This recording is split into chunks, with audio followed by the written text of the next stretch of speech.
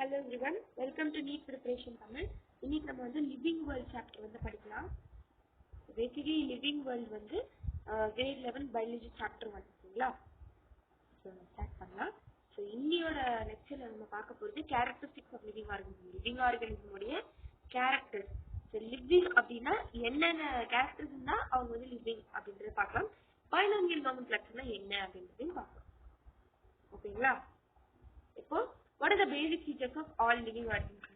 இப்போ ஒரு living organism இருக்கு அப்படின்னா அவங்களோட பேசிக் ஃபீச்சர்ஸ் வந்து என்னென்ன? லைஃப்.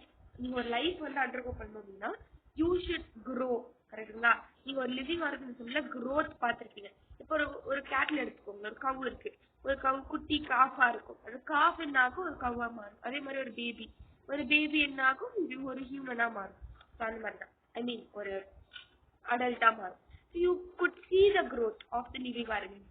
Cellular organization பார்த்துருப்பீங்க. உங்களோட cells will, group of cells will form a tissue will form an organ will form the organ, systematic will form an organism. These things you would have learned. Reproduction. எப்படி ஒரு organism it will reproduce அவங்களுடைய similar in structure it is similar but not exactly same. ஓகேங்களா? அந்த மாதிரி reproduction பார்த்துருப்பீங்க. You know what is reproduction, no? And you could see metabolism. Metabolism na just breaking down of something, and energy production, which is ATP production na metabolism சொல்லுவாங்க. Consciousness. You could see நீங்க 10th classல வந்து பார்த்துப்பீங்க அந்த control and coordination. அதுல ஒரு human being இருந்தாலும் சரி, ஒரு living organism அப்படின்னாலே, even if you take the plants, you could see consciousness among them. For example, you could take the mimosa plant, the touch me not plant. அதுக்கு கூட consciousness இருக்கு. ஓகேங்களா? இதுதான் characteristics of living being. So let us list down what are the characters. Growth. அப்படியே notes எடுக்கணும்னு எடுத்துக்கோங்க. Growth, reproduction, we have cellular organization,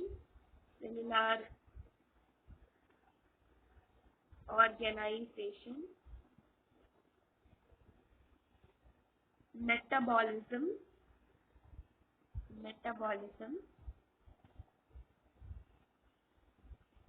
and then we have consciousness. சரிங்களா? So growth, multicellular organism. So basically multicellular organism உடைய character தான் growth. ஓகேங்களா? growth அப்படிங்கிறது multicellular organism உடைய ஒரு character. So we include இது ரெண்டுமே வந்து growth தான். எனது increasing body mass, இந்த வெயிட்னால அதிகரிச்சாலும் அது growth தான். செல் நம்பர், இப்போ ஃபர்ஸ்ட் ஒரு செல் யூனிசெல்லா இருக்கு, அது நிறைய செல் மல்டிப்ளை ஆயிட்டே போகுது அப்படின்னாலே இது growth வந்து. இதுக்கும் ஒரு டிஃபரன்ஸ் தெரியும். இது குட்டியா இருக்கும், இது பெருசா இருக்கு. ஸோ செல் நம்பர் இன்க்ரீஸ் ஆகிறது growth தான். பாடி மாஸ் இன்க்ரீஸ் ஆகிறதும் growth. ஸோ எல்லா living organism usually grow, but is it a definite character? No, it is an indefinite character. Why? Because growth அப்படின்றது லிவிங் மட்டும் இல்ல, நான் லிவிங்லயும் இருக்கு. என்ன மேம் சொல்றீங்க, என்ன எப்படி இது நான் லிவிங்ல இருக்கும் அப்படின்னு நீங்க கேட்கலாம். ஆக்சுவலி லிவிங்ல மட்டும் இல்ல, நான் லிவிங்லயும் growth இருக்கும். நீங்க வந்து இந்த நியூஸ் கேள்விப்பட்டிருக்கீங்களான்னு தெரியல. If you take a mountain, for example Mount Everest, every year it grows. You know, every year it grows. So இது லிவிங்கா? இல்ல, it is non living. Even ஒரு சாண்ட் மாஸ் எடுத்துக்கோங்க, என்ன ஆகுது, சாயில் எரோஷன்னால it will get sedimented இந்த sand எல்லாம். even the sand soil grows, right? So இது வந்து definite character of living organism கேட்டீங்கன்னா it is indefinite character because non-living also grows. Increase in mass, increase in number of individual twin characters of growth. So growth அப்படின்னு எடுத்துக்கிட்டீங்கனாலே basically இப்போ 1 minute, ஓகேங்களா? இப்போ நீங்க growth அப்படின்னு எடுத்துக்கிட்டீங்கனாலே இந்த ரெண்டுமே இன்வால்வ் ஆயிருக்கும். increase in first வந்து body mass increase ஆனால growth தான். increase in cell number increase ஆனாலுமே growth தான். இப்போ இதுல பாருங்க, ஒரு ஜைகாட் இருக்கு. அந்த ஜைகாட் செல் டிவிஷன் பண்ணி ரெண்டா மாறுது. again it will undergo the meiosis. ஓகேங்களா? ஆக்சுவலா ஆல்ரெடி உங்களுக்கு நான் ஒரு கிளாஸ் சொல்லியிருக்கேன், மைட்டோசிஸ்க்கும் மியோசிஸ்க்கும் ஒரு டிஃபரன்ஸ். மைட்டோசிஸ்னா growth, growth வரும்போது மைட்டோசிஸ் தான் இருக்கும். ஓகேங்களா? மியோசிஸ்னா என்ன அப்படின்னா ரிடக்ஷன் டிவிஷன். ரிடக்ஷன் டிவிஷன்னா ஒரு ஸ்பெர்மும் ஒரு ஓவாவும் சேர்ந்து ஒரு 46 குரோமோசோம்ஸ் இருக்குன்னா I should get reduced to 23. இந்த germ செல்ஸ்ல நடக்கிறது மியோசிஸ் and somatic செல்ஸ்ல நடக்கிறது மைட்டோசிஸ். germ செல்ஸ்ல நடக்கிறது மியோசிஸ் ரிடக்ஷன் டிவிஷன் ஆகுது. பட் க்ரோ ஆகுறது இங்க நடக்கிறது வந்து மைட்டோசிஸ் ஒன்லி. இதுல வந்து மைட்டோசிஸ் தான் நடக்குது, somatic செல்ல. ஓகேங்களா? ஸோ growth பத்தி நீங்க படிச்சிட்டீங்களா கிளியரா? ஓகேங்களா? இப்போ growth அப்படின்றது யூனிசெல்லுலர் ஆர்கானிசம்ல எப்படி இருக்கு? Unicellular organism usually undergo cell division by binary fission. நீங்க ஒரு அமீபா மாதிரியான ஒரு யூனிசெல்லுலர் சிங்கிள் செல் ஆர்கானிசம் எடுத்துட்டீங்கன்னு வச்சுக்கோங்க. யூனிசெல்லுலர் ஆர்கானிசம்ல தே அண்டர்கோ பைனரி ஃபிஷன். ரெண்டா டிவைட் ஆகி அது க்ரோ ஆகும். Binary fission. Why do you think the primitive unicellular prefer this reproduction? அது comment section சொல்லுங்க. Basically basic features of all living organisms. ஒரு living organism ஓட basic feature என்ன? growth. இப்பதான் நான் சொன்னேன். Plants grow throughout the life. சரிங்களா? This is not as fast enough. ரொம்ப ஃபாஸ்டா இந்த மாதிரி பிக்சர்ல காட்டுற அளவுக்கு இவ்வளோ ஃபாஸ்டா க்ரோ ஆகாது அப்படின்னாலுமே லைஃப் டைம்க்கு they will be growing. Life டைம்க்கு growth will be seen. So in plants this growth is cell division. Plants எப்படி grow ஆகுது? It is through cell division. Cell division மூலமா தான் பிளான்ட்ஸ் வந்து க்ரோ ஆகும். It affects continues throughout the life span. Life முழுசாமே plant grow ஆயிட்டே தான் இருக்கு. ஏதாவது ஒரு பார்ட் நீங்க பாத்தீங்கன்னா இலையோ இல்ல ஏதாவது ஒரு பார்ட் ஒரு பிளான்ட்ல கண்டிப்பா லைஃப் ஸ்பேன் ஃபுல்லா வந்து க்ரோ ஆயிட்டு தான் இருக்கும். இதர ஃப்ரூட் ஒரு ஃபிளவர் ஏதோ ஒரு க்ரோ ஆகும். இது எப்படி க்ரோ ஆகுது? பிளான்ட்ல எப்படி இந்த க்ரோத் தெரியுது அப்படின்னா it is from the cell division. So ஒரு பிளான்ட் வந்து will keep on dividing cells. Cell division is very important, very important. In the case of very important in the case of plant ஓட growth க்கு இந்த cell division தான் காரணம். புரிஞ்சுதுங்களா? அடுத்தது growth அப்படின்றது animalsல பாத்தீங்கன்னா plantல cell division. animals this growth is seen only up to a certain age. plantல வந்து லைஃப் ஸ்பேன் ஃபுல்லா பாப்பீங்க. பட் animalsல ஒரு பர்టిక్యులர் certain ஏஜ் இருக்கும் தான். இப்போ நீங்களே பாத்தீங்கன்னா ஒரு நெஞ்சு போனா ஒரு 22 வயசு வரைக்கும் வளருவீங்களா? அதுக்கு மேல நீங்க வளர முடியுமா? முடியாது. 80 இயர்ஸ் பார்ட்டிக்கும் 90 இயர்ஸ் நீங்க 80 இயர்ஸ் பார்ட்டி ஆயிட்டீங்க இல்ல 80 இயர்ஸ் ஸ்டார்ட் ஆயிட்டீங்க 90 இயர்ஸ் ஆக போகுது. அந்த கேப்ல நீங்க க்ரோ ஆவீங்களா? Not possible. உங்களுக்குள்ள க்ரோத் வந்து இருக்காது. அனிமல்ஸ்ல ஒரு பர்టిక్యులர் டைம்ல it will be stopped. However cell division will occur throughout your life. The cell division will occur. But நீங்க க்ரோ ஆவீங்களான்னு கேட்டீங்கன்னா இல்ல. ஸோ வந்து ஆக்சுவலா உங்களோட செல் டிவிஷன் will occurனா உங்களோட பழைய ஸ்கின்லாம் வந்து வெளியே போய் புது ஸ்கின் வரும். I mean dead cells will be lost. Dead cells போயிட்டு நியூ செல்ஸ் வருது. அந்த செல் டிவிஷன்லாம் கண்டிப்பா நடக்கும். To replace lost cell. ஏன்னா கீழே விழுந்துட்டீங்க அந்த பிளட் பிளேட்லெட்ஸ் வந்து ஃபார்ம் ஆயிடும். இந்த ரத்தம் கட்டி பிளேட்லெட்ஸ் ஃபார்ம் ஆயிட்டு மேல ஒரு டஃப்பான ஒரு டெட் ஸ்கின் செல் ஃபார்ம் ஆகும். அது ரீப்ளேஸ் ஆகி ஒரு புது ஸ்கின் அதெல்லாம் நடக்கும் அனிமல்ஸ் யூஸ்வலா. Cell division will occur but growth அப்படின்றது it is only to the certain age. இப்போ நீங்க இந்த கிட்டல பாருங்க 0 to 6 months இப்படி இருக்கு. 6 to 8 months adolescent stage. Then it turns into 18 months adult stage ஆகும். இதுக்கு மேல இந்த கிட்டன் grow ஆகுமா? Never possible. ஓகேங்களா? It grows only up to a certain age. இதுதான் all about the animal growth. So basic features of all the living organisms growth again. Non-living organisms also grow. சொன்னல already இவங்க வந்து body mass criteria use பண்ணி செல் வந்து cell number இவங்களுக்கு increase ஆகுது. But body mass criteria use பண்ணி இவங்க வந்து grow ஆவாங்க. However this kind of growth is exhibited as a non-living organism accumulation of material. So எப்படி இது grow ஆறாங்க அப்படின்னா due to the accumulation. நிறைய பொருட்கள் சேர்ந்து அக்யூமுலேட் ஆகுறதுனால மட்டும்தான் இவங்களால grow ஆகுது. ஸோ அதனால they are not defining an indefinite property of life. சரிங்களா? ஸோ அடுத்தது growth அப்படின்றது லிவிங் ஆர்கனிசம்ல growth வந்து இன்சைட்லயும் நடக்கும், எக்ஸ்ட்ரின்சிக் which is outsideலயும் நடக்கும். Intrinsic and again right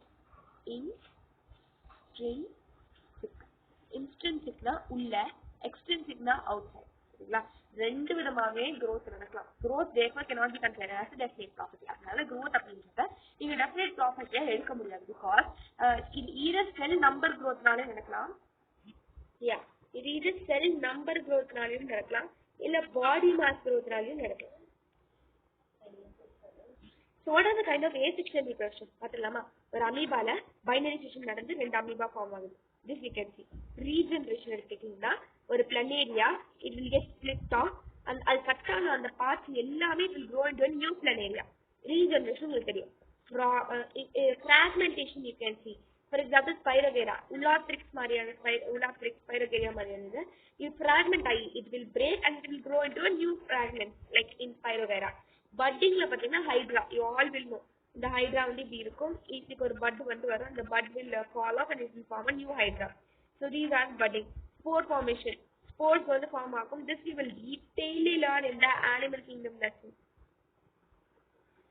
Spore formation and bacteriomycete. In மாதிரி நிறைய things you can see. Example fungus. Mycetes வரும்போது உங்களுக்கு தெரிஞ்சிருக்கும் ascomycetes fungus. ஓகேங்களா? Vegetative reproduction you can see in rose, banana, sugarcane. இதெல்லாம் vegetative propagation. இதெல்லாம் தான் methods of asexual reproduction. So already உங்களுக்கு நான் சொன்னேன் sperms வந்து 23, ova is 23. When they fuse they would become 46. But ஒரு individual again 23 only should be there. So it will undergo meiosis. Meiosis reduction division undergo பண்ணி 23 chromosome மறுபடியும் வந்துரும். The diploid ல இருந்து it will change into haploid. 2n plus n will become diploid. It should change into haploid with 23 chromosomes. ஓகேங்களா? அடுத்தது asexual reproduction. Unicellular organism like bacteria, amoeba எடுத்துக்கிட்டா இவங்களுக்கு binary fission தான் நடக்கும். ஓகேங்களா? So basically ஒரு amoeba it will do binary fission, split into two parts and form two separate amoeba. So here buddies னு சொல்லுவாங்க இத, but ஓகேங்களா? Hydra east left இது வந்து east, sorry இது east, this one is basically Hydra. இது ரெண்டுத்துலயுமே வந்து சரிங்களா ஹலோ டாக்டர்னு சொல்லிட்டு yeah it is bud. So here it will undergo budding. Unicellular animals வந்து பாத்தீங்கன்னா reproduction is synonymous to the growth. Reproduction is equals to growth. Reproduction is equals to growth. Increase in number of cells, however this is not applicable everywhere in living world. So reproduction is equals to growth only in the case of unicellular. Single cell animals la mattum இது case, வேற எதுலயுமே it is not a case. Where எதுலயுமே it is not a case, but single cell la mattum it is a case. So remember, single cell la mattum da it is a case, but வேற எதுலயுமே it is not a case. So you will always remember reproduction is equal to growth. ஏன்னா cell increase ஆகுது இல்லையா, only in the case of இது எந்த கேஸ்ல மட்டும் அப்படின்னா unicellular. Only in the case of unicellular animal. Unicellular animal மட்டும்தான் reproduction is equal to growth. ஞாபகம் வச்சுக்கோங்க. இப்போ நம்ம asexual reproduction பார்த்துடலாம். I am eternal, planaria. So multicellular organism like starfish, இது starfish, இது hydra. I mean planaria, sorry, this is planaria. இங்க hydra கொடுத்துருக்காங்க, this is planaria. Also resort to the asexual reproduction by the means of fragmentation. Already it is split as a can grow into new fragments. You know this, no? So ஞாபகம் வச்சுக்கோங்க. Starfish, planaria. இவங்க ரெண்டு பேரும் fragmentation. அடுத்தது sexual reproduction. Parental organization both male and female produce special cells called gametes. Gametes வந்து sexual reproduction ல இருக்கும். That fuse together to form a zygote, which develop into offspring. This idea of sexual reproduction. Sperm cells and the male gametes, egg or ovum, female gametes. The sperm போயிட்டு it will fuse into the ovum. The fuse of the male gametes going to the female gametes. Reproduction as since the down of the leg. இவங்க எல்லாருமே இந்த concept நீங்க 9th ல இருந்து படிச்சிருக்கீங்க. you know reproduction exceptions. So reproduction definite character? No, it is also a non-defining character. Why? இது living organism மட்டும் தான் நடக்குமா, நான் லிவிங் நடக்குமா? ஒன்லி லிவிங்க்கு மட்டும் தான் நடக்கும். பட் எல்லா லிவிங்க்கும் ரீப்ரொடக்ட் பண்ண முடியுமா? Many living organism but not reproducing nature. Because you see some of the human contributed due to certain disorders. சில பேருக்கு like infertile couples இருப்பாங்களா, infertile couples, குழந்தைங்க இல்லாத couples. So they are infertile. So how could they reproduce? This is an exception. If you take sterile worker bees, one of 3 types of honeybees, you know queen bees தெரியும். only these queen bees are able to reproduce. queen bees நால மட்டும் தான் reproduce பண்ண முடியும். What about this worker bees? worker bees நால reproduce பண்ண முடியுமா? இல்ல. அப்ப இந்த worker bees are also the exception. One of the 3 types of honeybees, worker bees as sterile form the bulk of the hive. So இவங்க just work பண்ண தான் முடியும், reproduce பண்ண முடியாது. These are the exceptions. Reproduction exception. So if they are mating, fertilization will occur. Horse, donkey, mule will form. So horse and donkey mate பண்ணாங்க அப்படின்னா Horse, this is a powerful male and this is a resilient year. So donkey and horse, they mate and they fertilize to form the mule. This is a hybrid but infertile. இவங்களால வந்து reproduce பண்ண முடியுமானா muleால முடியாது. They can reproduce. But what about mule? Mule is a hybrid between horse-க்கும் donkey-க்கும் பிறந்தது தான் mule. Horse-க்கும் donkey-க்கும் பிறந்தது mule. இவங்களால muleனால reproduce பண்ண முடியாது. இது extra information, just get to know. So அடுத்தது reproduction. This is the characteristics of the feature of the living organism. However, due to the previously discussed contradictions between the reproduction and growth, it cannot be a definite system. Already said that it is a non-defining feature. So little Ely fantasizes about the great African plains. ஓகேங்களா? So அடுத்தது metabolism. அடுத்த character நம்ம growth பார்த்தாச்சு, reproduction பார்த்தாச்சு. Now let us get into the metabolism. So all the plants, animals and fungi and microbes exhibit metabolism. எல்லா animals, fungi, microbes எல்லாமே metabolism பார்த்துக்கும். The sum total of all the chemical reactions occurring in the body is called metabolism. That is breaking catabolism, building anabolism. ரொம்ப important definition of metabolism. Metabolism ஒரு definition இது. So எல்லா animals, fungi, microbes எல்லாமே metabolism பார்க்கறதுனால it is defining. இப்போ நம்ம பார்த்தது one and only defining character is metabolism. Metabolism னா sum total of the chemical reaction. நம்ம பாடிக்குள்ள நடக்கிற எல்லா chemical reactionமே metabolism தான். In case அது break down ஆச்சு அப்படின்னா breaking னா அது catabolism. எப்படி ஞாபகம் வச்சுக்கலாம் அப்படின்னா ஒரு கேட் வீட்டுக்குள்ள வச்சா வீட்டுல இருக்க எல்லா பொருளையும் பிரேக் பண்ணிடுவோம் அப்படின்னு ஞாபகம் வச்சுக்கோங்க. பிரேக்கிங் தான் catabolism. பில்டிங் அப்படின்னா anabolism. பில்டிங் அதாவது ஒரு பில்டிங் கட்டிட்டு இருக்காங்க, அது யாரோட பில்டிங் அப்படின்னா ஆனாவோட பில்டிங் அப்படின்னு வச்சுக்கோங்க. anabolism. புரியுதுங்களா? இதோட just a trick, remember ஓகேங்களா? chemical reaction is the metabolism, breaking the catabolism, building the anabolism. So basically molecules build up and break down inside our body which release energy. So the breaking down nala illa building up nala energy will be released or absorbed. Actually metabolism is a defining character. So all the living organisms are made of chemicals, and you know right? Our body full of chemicals are. All these chemicals undergo several reactions in our body, and these are collectively known as metabolism. Alright, so another metabolism is some total of chemical reaction that is occurring in our body. So these chemicals are constantly being made and changed into some biomolecules. So in the chemicals are getting changed into biomolecules. In the process is very important. This is known as metabolism. So these conditions are called metabolic reaction. This clockwork of reactions keeps on going, which provides energy. In the reaction na nama body ku energy கொடுக்குது.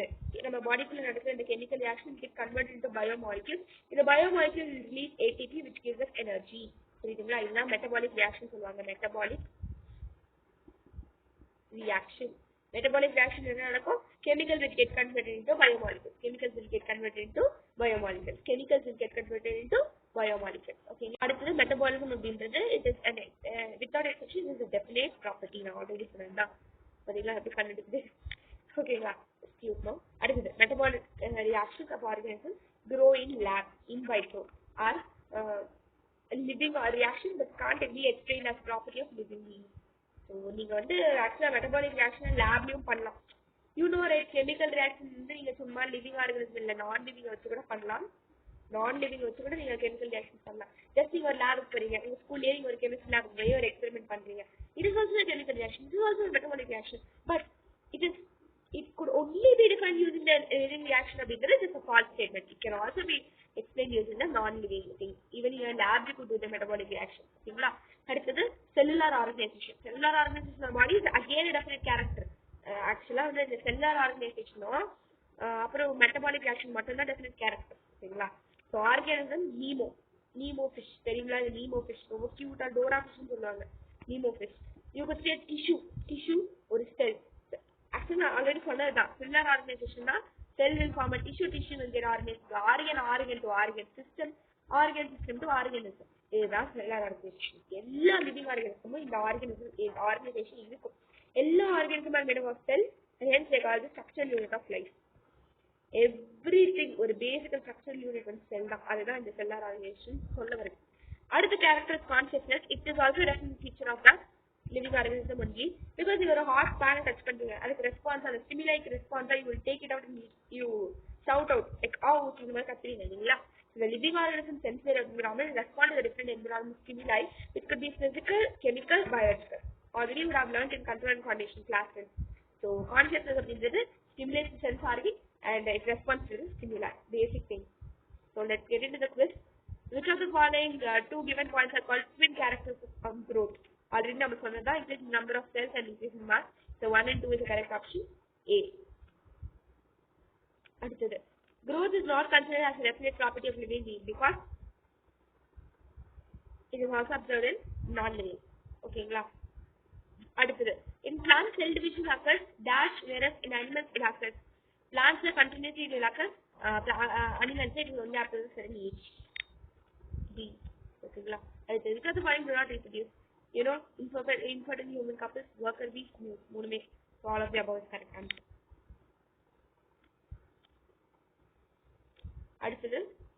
Let's get into the second topic, binomial nomenclature. So nomenclature being the need and measures means for millions of plants and animals would vary from place to place. Correct? ஒரு இடத்துல ஒரு animals ஒரு மாதிரி சொல்லுவாங்க. இப்போ நீங்க தெலுங்குல கேட்டை வந்து பில்லின்னு சொல்லுவாங்க, இங்கிலீஷ்ல கேட்னு சொல்லுவோம், தமிழ்ல பூனை அப்படின்னு சொல்லுவோம். கரெக்டுங்களா? இந்த மாதிரி ஒரு லாங்குவேஜ்லயுமே ஒரு பிளேஸ்லயும் it is getting vary. So there is a need for standardization of the naming. Overall worldலயும் ஒரு இந்த particular name இந்த அனிமலுக்கு என்ன பெட்டரா இருக்கும்னு ஃபீல் பண்ணாங்க சயின்டிஸ்ட்லாம். So the standardization of the naming system is called nomenclature.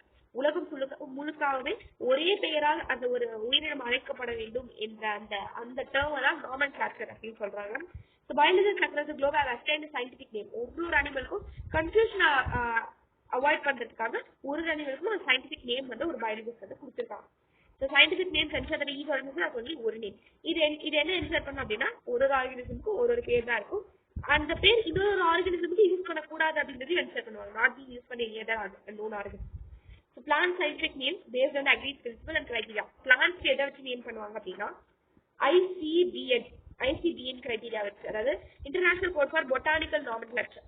ஞாபகம் வச்சுக்கோங்க, important thing for neat point of view.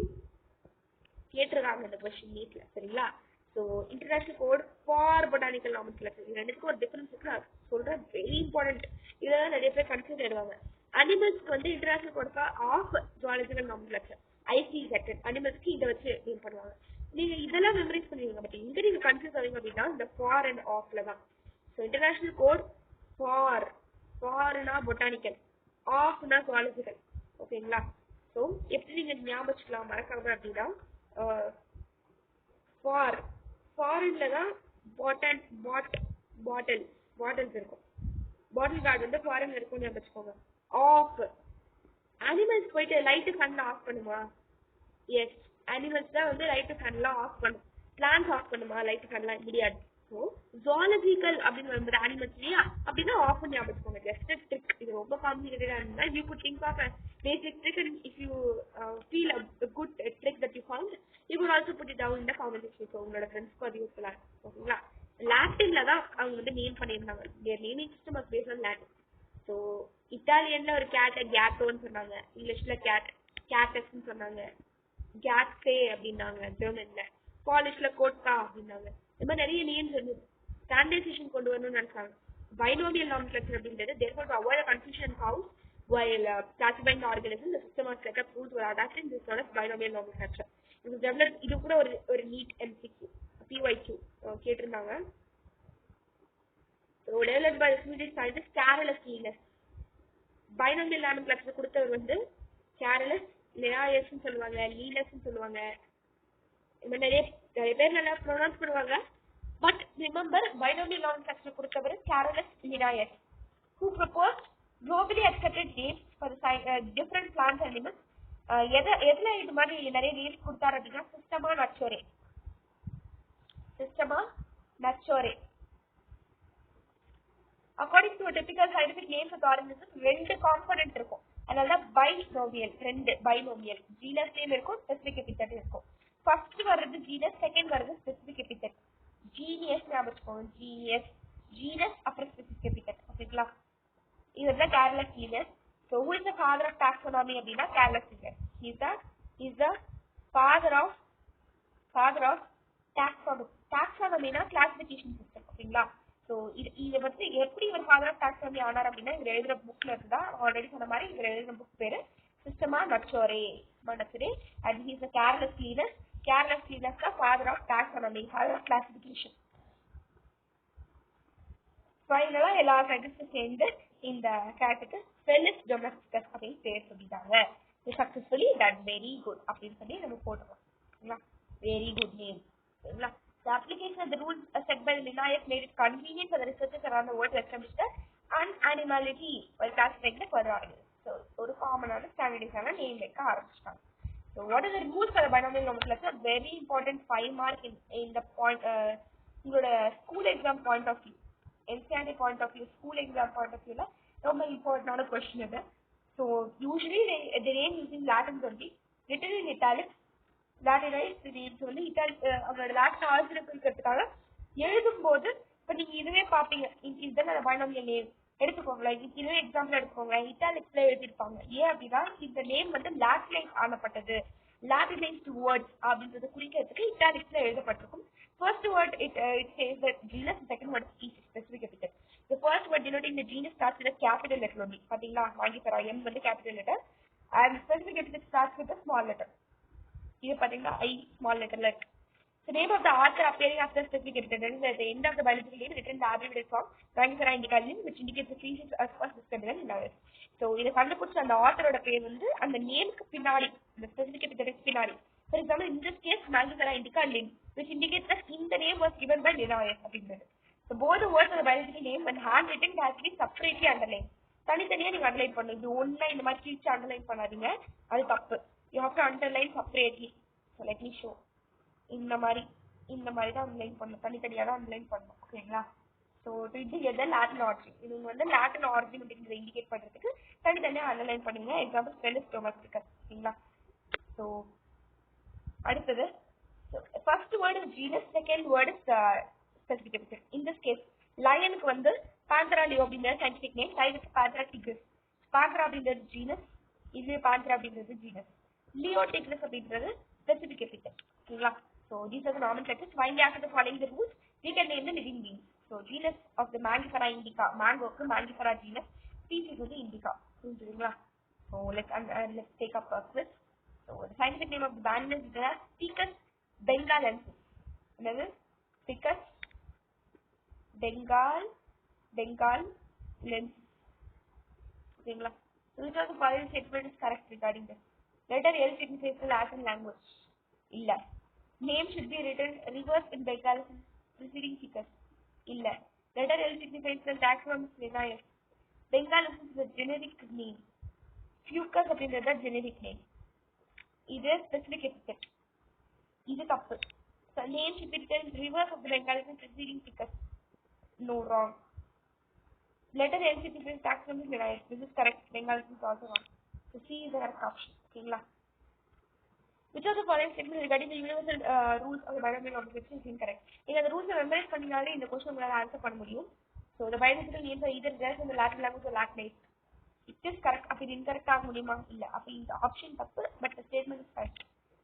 The first word in the biological name is genus, second common is the species. So இதுவும் இந்த statement correct, but அதனால இந்த option is wrong. So both the words of biological names are handwritten separately and written in text to indicate the Latin origin. Statement is correct, the option is wrong. So the specific epithet starts with the capital letter. இல்ல, it starts with the small letter. But the generic epithet starts with the capital letter. ஓகேங்களா? Chemically listed as example of Mangifera indica. So in the statement is wrong, so the option is correct. ஏன்னா incorrect தான் choose பண்ண சொல்லிருக்காங்க. So D is the correct option. அடுத்தது who proposed binomial system? நிறைய படிச்சு சொன்னா இது Carolus Linnaeus is the father of taxonomy. ஓகேங்களா? Carolus Linnaeus, the key important need MCQ. Linnaeus. In binomial nomenclature proposed by Linnaeus, every organism has two names, one Latin and other common. இல்ல. Two names, scientific and other vernacular. One scientific name given by two scientists. இல்ல. One scientific or biological name with two words, genus and species. It is correct. So this is also wrong. D is the correct option. So this is summary பார்த்தலாம் ஒரு வாட்டி. The living world is diverse in terms of variety of species. However, நிறைய species இருக்கு இல்லையா? However, there are so species are common across all living organisms. Growth, reproduction, metabolism, consciousness in cellular organization are unique features in which all these features cannot be considered defining features. Due to the various contradictions like growth in non-living things, sterile individuals, reproduction in those cannot be considered defining characteristics.